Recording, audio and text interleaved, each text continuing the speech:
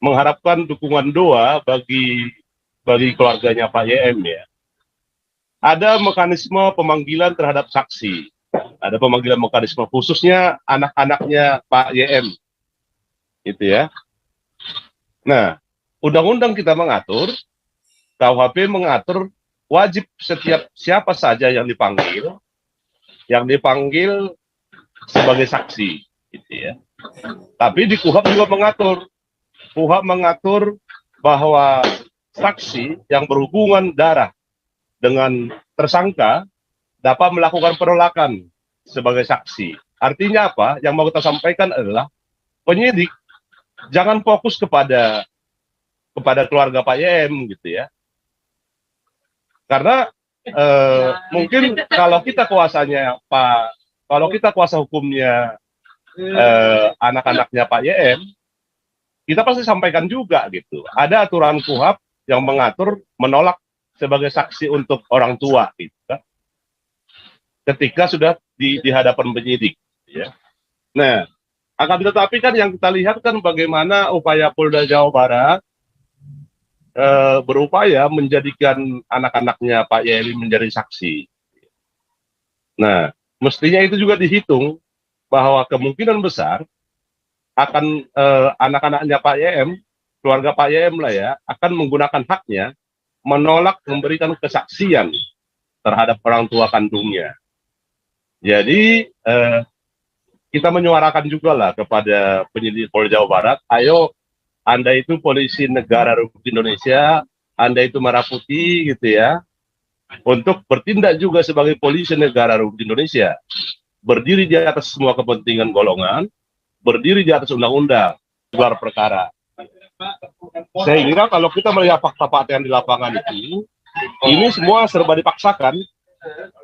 Semua serba dipaksakan, karena di tanggal 7 itu, tanggal 7, 8, 9, 10, itu sudah ada surat perintah penangkapan. Nah, kita menghargai hukum negara Republik Indonesia ini. Ya. Tapi seperti yang Bapak Ibu ketahui, meskipun kita menghargai, kita tidak wajib untuk patuh dan tunduk. Oleh karena itu, kita melakukan upaya hukum. Sebagaimana kita sampaikan tadi, ada pra-peradilan.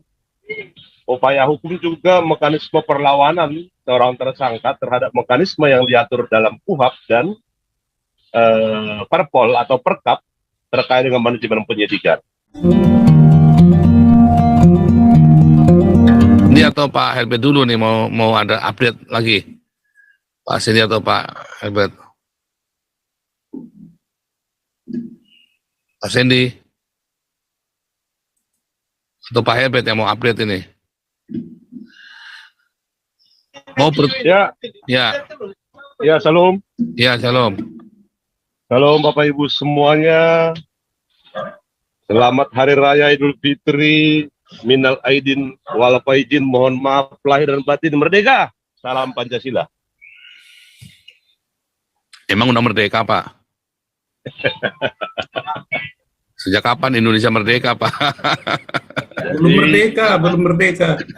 Semangat merdeka harus kita pelihara terus-terusan. Oke, walaupun belum merdeka, pokoknya anggap aja udah merdeka ya. Baik Bapak. Jadi Bapak Ibu semuanya, Ibu Ruth yang ada di room ini, Pak Pendeta Resuli Lubis, Bapak Ibu semua, saudara-saudara. Jadi dari kami, tahap-tahapan yang sudah kami lakukan seperti yang pernah kami report dalam Zoom-nya Pak Ujang ini, di hari Selasa lalu kami sudah lakukan daftarkan rapid gitu ya, pra peradilan. Tetap dalam rangka apa yang disampaikan sama Ibu Ruth tadi itu, kita ingin menguji tindakan kepolisian negara Polda Jawa Barat itu, apakah laporan polisi tanggal 7 itu, tanggal 7, kemudian penetapan tersangka tanggal 9 gitu ya, kemudian tanggal 10 ada surat penangkapan, yang kemudian dilaksanakan pada tanggal 11.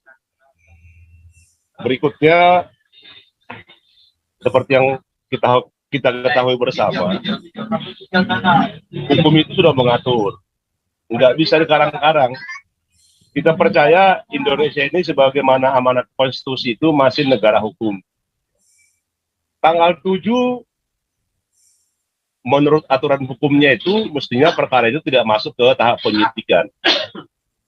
Tapi oleh Polda Jawa Barat perkara itu sudah masuk ke tahap penyidikan. Sehingga mereka sudah terbitkan surat panggilan kepada Pak Yusuf Manupulu dan keluarga yang ada 2 saksi ya, saksi yang anak-anaknya Pak Yusuf. Diantarkan ke alamat yang tidak ditempati oleh Pak Yusuf Manupulu dan keluarga. Oleh karena itu, hukumnya adalah baik di KUHAP itu maupun Perpol, manajemen penyidikan itu, ada mekanisme analisa terhadap laporan polisi. Ada mekanisme surat perintah penyelidikan. Ada mekanisme surat perintah penyidikan yang kesemuanya itu diwajibkan ada gelar perkara.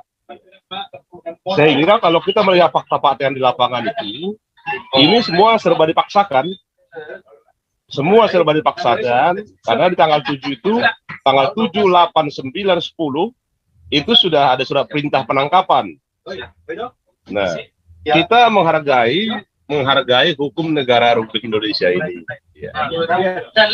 Tapi seperti yang Bapak Ibu ketahui, meskipun kita menghargai, kita tidak wajib untuk patuh dan tunduk. Oleh karena itu, kita melakukan upaya hukum. Sebagaimana kita sampaikan tadi, ada pra-peradilan. Upaya hukum juga mekanisme perlawanan seorang tersangka terhadap mekanisme yang diatur dalam KUHAP dan Perpol atau Perkap terkait dengan manajemen penyidikan. Jadi harapan kita di pemeriksaan persidangan di pra-peradilan di Pengadilan Negeri Jakarta Barat itu, di situ akan semua dibuka gitu. Apa sih alasan mereka untuk pada tanggal 7 sudah menaikkan perkara ini? Kita berkeyakinan di tanggal 7 itu mereka tidak punya bukti permulaan yang cukup sesuai aturan undang-undang, ya. Karena apa? Satu, di hari itu mungkin saja mereka punya screenshot, ya, screenshot tangkapan layar terkait dengan YouTube-nya Pak Pendeta Yusuf Manupulu.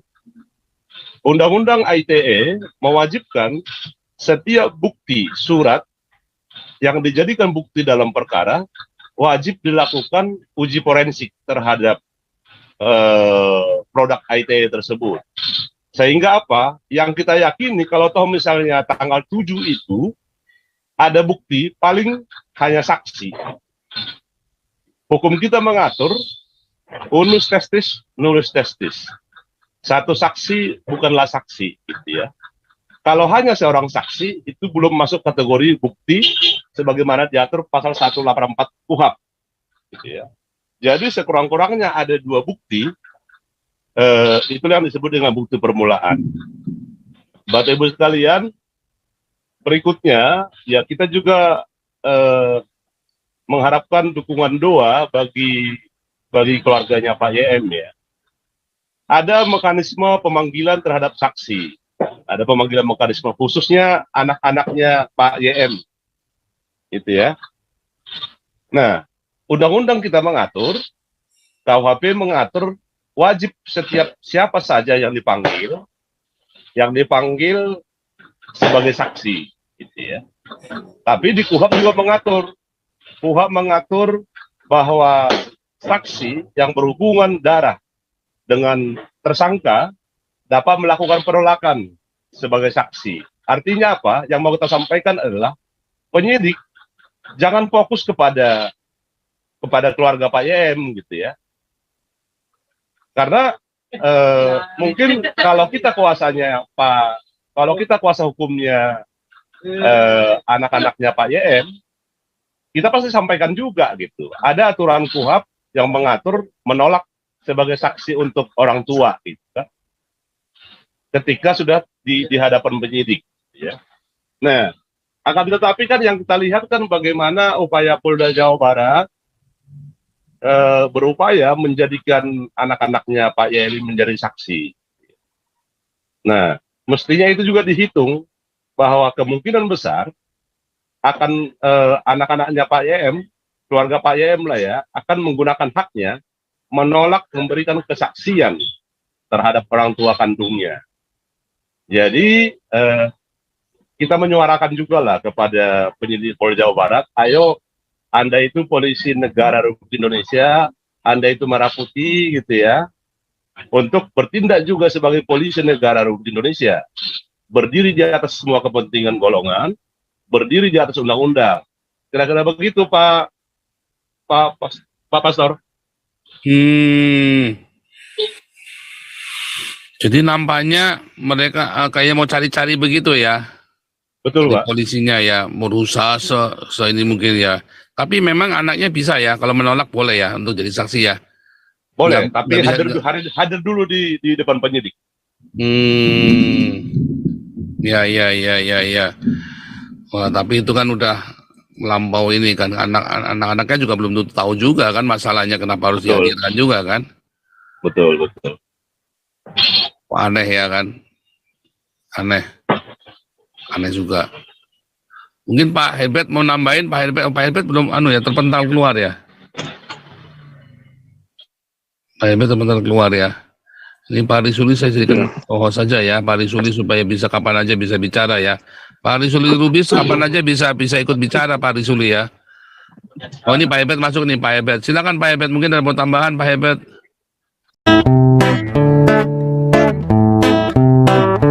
Kau bilang kau menang debat, lawan domba yang sesat.